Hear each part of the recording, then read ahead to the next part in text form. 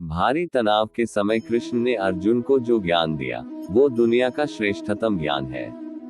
गीता का जन्म युद्ध के मैदान में दो सेनाओं के बीच हुआ। जीवन की श्रेष्ठतम बातें भारी तनाव और दबाव में ही होती हैं। अगर आप दिमाग को शांत और मन को स्थिर रखने की कोशिश करें तो सबसे बुरी परिस्थितियों में भी आप अपने लिए कुछ बहुत बेहतरीन निकाल पाएंगे। ये कृष्ण सिखाते हैं। गीता पढ़ने से पहले अगर इसी बात को समझ लिया जाए तो गीता पढ़ना सफल हुआ। 5 बातें हैं जो अगर व्यवहार में उतार ली तो सफलता निश्चित मिलेगी। 1. आपके मतभेद अगली पीढ़ी के लिए बाधा ना बने। कम ही लोग जानते हैं कि जिस दुर्योधन के खिलाफ कृष्ण ने आजीवन पांडवों का साथ दिया, उसकी मौत का कारण भी कृष्ण की कूटनीति बनी। वो ही दुर्योधन रिश्ते में कृष्ण का समधी भी था। कृष्ण के पुत्र सांब ने दुर्योधन की बेटी लक्ष्मणा का अपहरण करके उससे विवाह किया था। क्योंकि लक्ष्मणा सांब से विवाह करना चाहती थी लेकिन दुर्योधन खिलाफ था। सांब को कौरवों ने बंदी भी बनाया था। तब कृष्ण ने दुर्योधन को समझाया था कि हमारे मतभेद अपनी जगह हैं, लेकिन हमारे विचार हमारे बच्चों के भविष्य में बाधा नहीं बनने चाहिए। 2 परिवारों के आपसी झगड़े में बच्चों के प्रेम की बलि ना चढ़ाई जाए।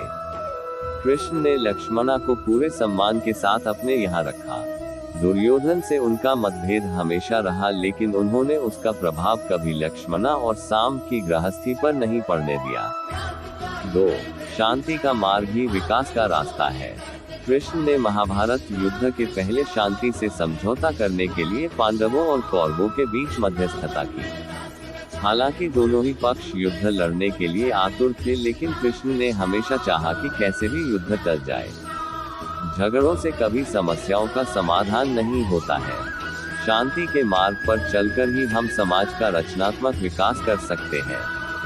कृष्ण ने समाज की शांति से मन की शांति तक दुनिया को ये समझाया कि कोई भी परेशानी तब तक मिट नहीं सकती जब तक वहाँ शांति ना हो। फिर चाहे वो समाज हो या हमारा खुद का मन, शांति से ही सुख मिल सकता है, साधनों से नहीं। 3. हमेशा दूरगामी परिणाम सोचें। महाभारत में जुए की घटना के बाद पांडवों को वनवास हो गया। कृष्ण ने अर्जुन को समझाया कि ये समय भविष्य के लिए तैयारी करने का है। महादेव शिव, देवराज इंद्र और दुर्गा की तपस्या करने को कहा। कृष्ण जानते थे कि दुर्योधन को कितना भी समझाया जाए, वो पांडवों को कभी उनका राज्य नहीं लौटाएगा। तब शक्ति और सामर्थ्य की जरूरत होगी। कर्ण के कुंडल कवच पांडवों की जीत में आड़े आएंगे ये भी वे जानते थे। उन्होंने हर चीज पर बहुत दूरगामी सोच रखी। कोई भी फैसला तात्कालिक आवेश में नहीं लिया। हर चीज के लिए आने वाली पीढ़ियों तक का सोचा। यही सोच समाज का निर्माण करती है। 4. हर परिस्थिति में मन शांत और दिमाग स्थिर रहे। पांडवों के राजसूय यज्ञ में शिशुपाल कृष्ण को अपशब्द कहता रहा। छोटा भाई था लेकिन मर्यादाएं तोड़ दी।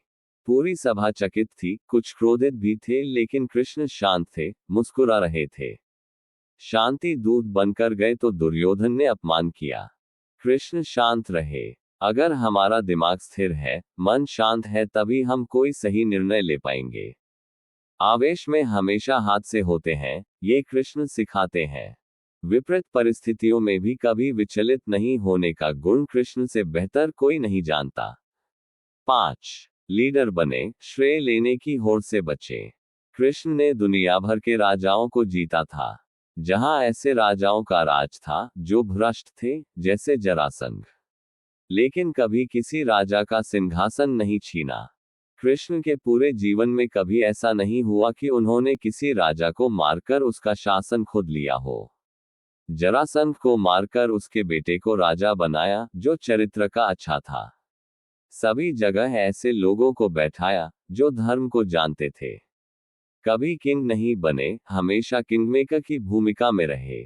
महाभारत युद्ध में भी खुद हथियार नहीं उठाया। पूरा युद्ध कूटनीति से लड़ा, पांडवों को सलाह देते रहे लेकिन जीतने का श्रेय भीम और अर्जुन को दिया।